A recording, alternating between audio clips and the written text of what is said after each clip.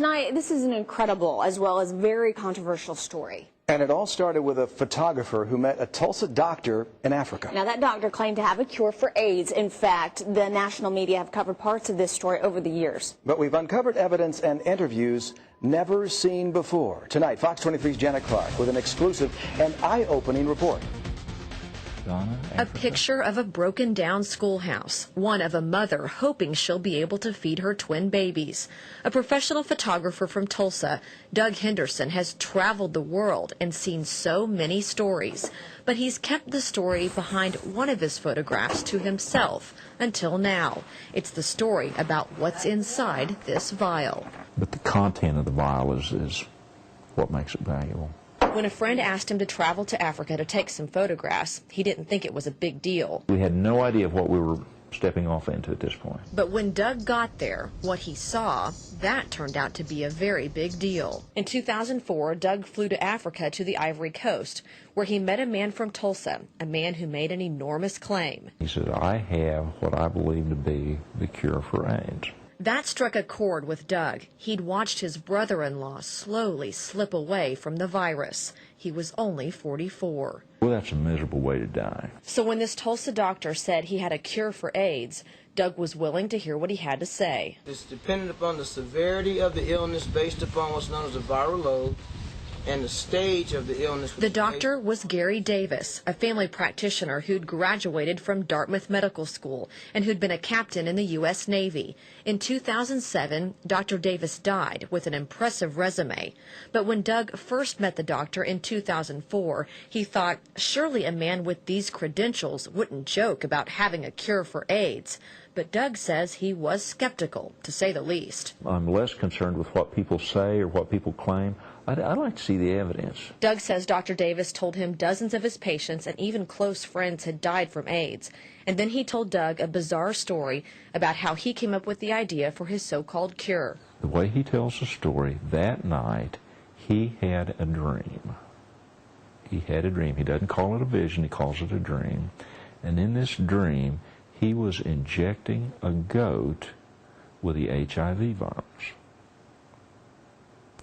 And he understood from this dream that he would be able to develop antibodies, a serum from goat blood. A cure for AIDS from a goat. Doug was even more skeptical. But as Dr. Davis told how he developed the serum, Doug says it did sound logical. This is a biological substance that is produced after a goat has been immunized with the AIDS virus, and then this specialized chemical that kills the AIDS virus is extracted out of the bloodstream.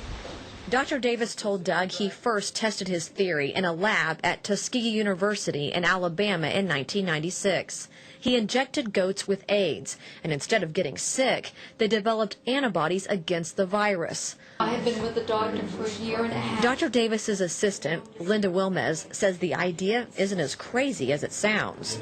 It's no different than the serum that a horse can make if you've been bit by a snake.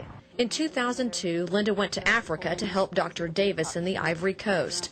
And when she sat down with me, it was the first time she had ever told her story. What I saw, what I experienced for the 2 years we were there, will last me my whole life. Linda says she and Dr. Davis first met two men who both had AIDS. These two gentlemen were very, very ill. As part of their first clinical trial with the government's approval, Linda says Dr. Davis injected both men with his goat serum. And once we started giving them the injections, everything changed for them.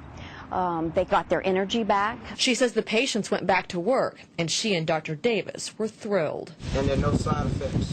Thus far, we've had no side effects. And in most cases, if something sounds too good to be true, it usually is.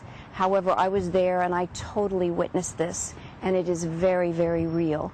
Linda says the government then gave them the go-ahead for a larger clinical trial with 19 AIDS patients. And again, she says she witnessed the same results. Literally, after the first injection, they started feeling strength and energy within a matter of 20 to 30 minutes. Most of them were actually strong enough within 72 hours to return to their jobs. She remembers one woman who was too sick to walk into the clinic. They brought her in, and literally she was on a stretcher, and that's how sick she was. And within 30 minutes of her first injection, the strength came back, and she actually walked out of the clinic. Linda says the serum wasn't just killing the virus, it was doing it quickly. Doug was there when the lab results came back. And that was all just glowing and was considered to be, just the capping the thing off that really gave them the proof they needed. He says Dr. Davis and Linda were overjoyed. Linda wept. He said, "I told you this is exactly how this was going to come out." He wasn't surprised at the least. The viral count had dropped to the point it was undetectable. I was shocked, I was amazed, I was in awe. At that point, Doug started visually documenting Dr. Davis's research. They flew to the next door country of Ghana, whose government paid for yet another clinical trial. Doug says 2 men and a husband and wife came into the clinic. 4 people, all desperate, dealing with a virus they knew would kill them. They were obviously very, very sick. They exhausted all means of any help there, and they knew they basically had a long, slow slide to the end. In this never-before-seen footage, Dr. Davis introduced himself to the patients and told them what to expect. Until 2 years has passed, not 2 days. 2 years have passed, with you being off of all medication, can we say this is a cure? Then Dr. Davis gave the patients 2 injections, 1 in each arm. It was a big needle and a lot, and it was obviously very painful. In very short order, felt and looked much better.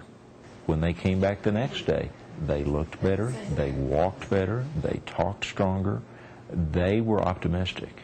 Well, now I feel better than before I came here. Doug documented injections and reaction over the next several days. And you slept well? I slept very well. And you ate well? I ate very well. Exactly what he said would happen happened. And I pray that you will all continue to do just as well as you're doing now. And I know you will. That's great. Doug says at that point, Ghana's president agreed to fund the project. We felt good about the whole thing. We kind of felt like our work was done. Doug flew back home to Tulsa, and that's when he heard about a little girl on the other side of the country who he says may be the best evidence that Dr. Davis's serum could be a cure. Coming up later, a mother who says she stole Dr. Davis's medicine for her 6-year-old daughter with HIV. Don't miss the conclusion of our story later in the newscast. Now for part 2 of our special report on what some believe to be a miracle cure for AIDS developed by a Tulsa doctor. Yeah, here again is Fox 23's Jana Clark. She continues this Fox 23 exclusive. Back in 2004, photographer Doug Henderson witnessed a Tulsa doctor doing clinical trials in Africa and perform what seemed like miracles. The doctor injected AIDS patients with his serum made from a goat. Doug says the doctor's serum appeared to have been working. After Doug came home, he heard about a little girl who took the serum before the doctor ever left for Africa. Doug says she may be the best evidence that the doctor's serum might actually be the cure for AIDS. That's me. People tell her she looks much younger, but Precious is 17 now. And that's a big deal when you have a deadly virus. I was born with HIV. Contracted it from my mother, my birth mother. Her drug-addicted mother gave her to a woman named Rocky Thomas, who says she loved that baby instantly and adopted her. Oh my goodness, yes. It was just an instant bond. That was my baby. Rocky says even as a baby, Precious was sick and spent more time in the hospital than at home. This picture, I probably was sick. They were living in Washington, D.C., just as they do now.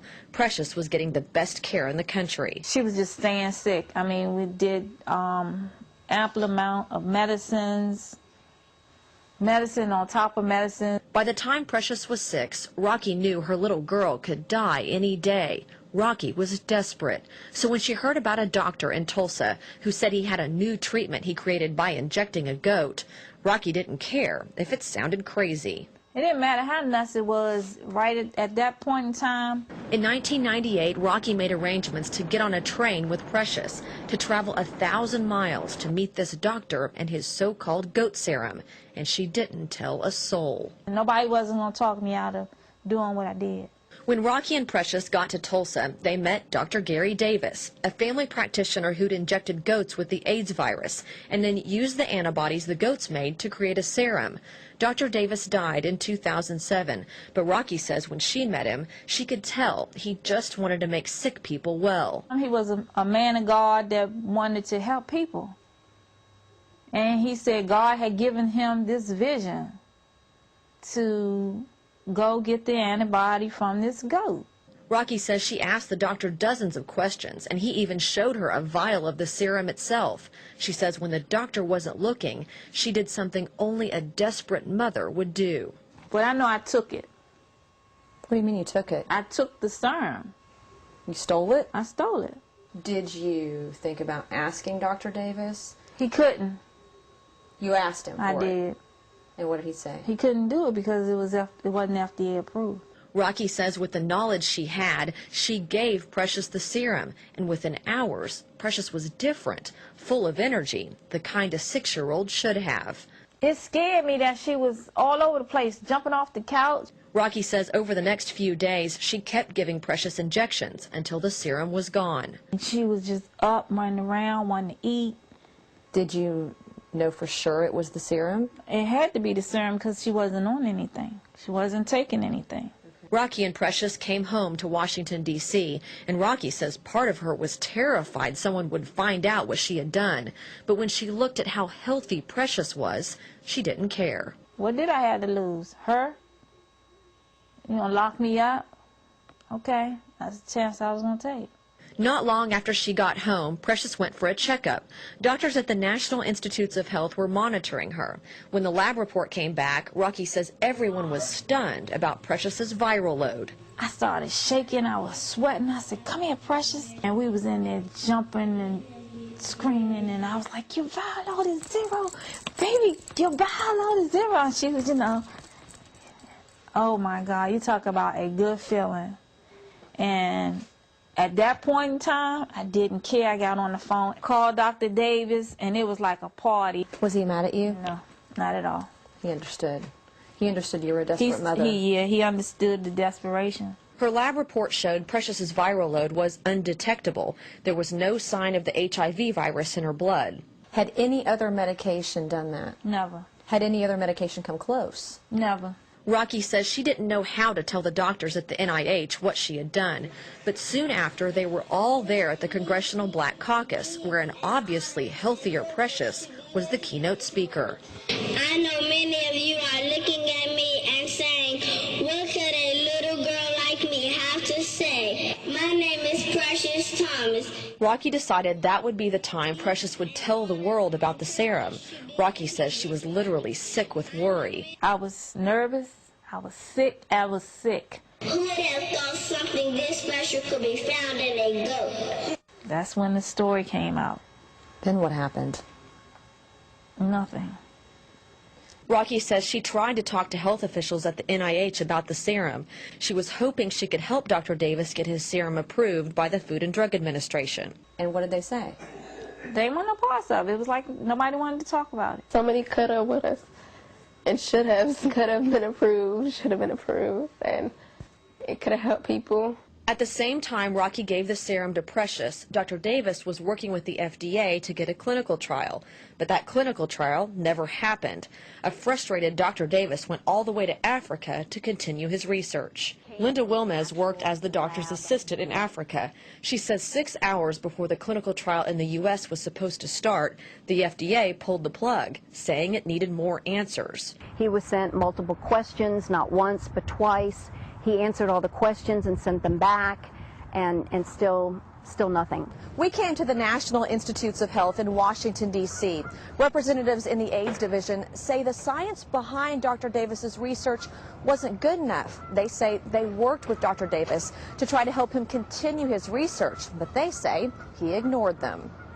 As far as we know, Precious is the only person in America who's taken the serum.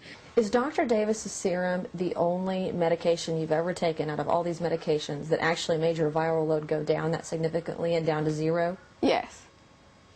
So that's why you believe in it? Right. Several months after she took the serum, Precious's viral load creeped back up. But Rocky believes had she given her daughter the full dosage, her daughter would be cured. It worked. It worked. Now Rocky's afraid that when Dr. Davis died, the cure for AIDS may have died with him. All he wanted to do was help. So it's like we'll never know.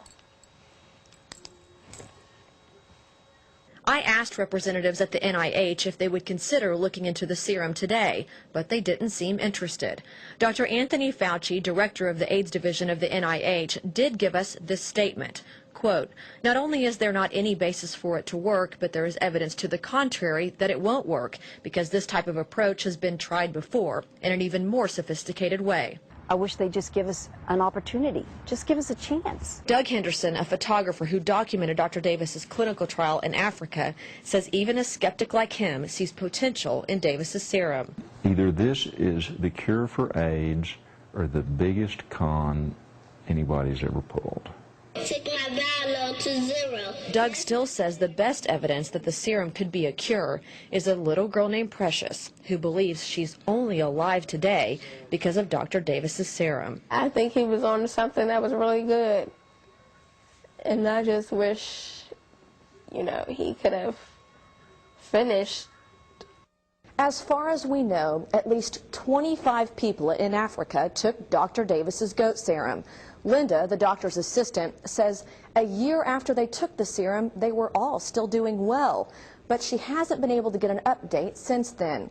She says she's willing to do whatever it takes to continue Dr. Davis's work, whether that's in this country or somewhere else. Jana Clark, Fox 23 News.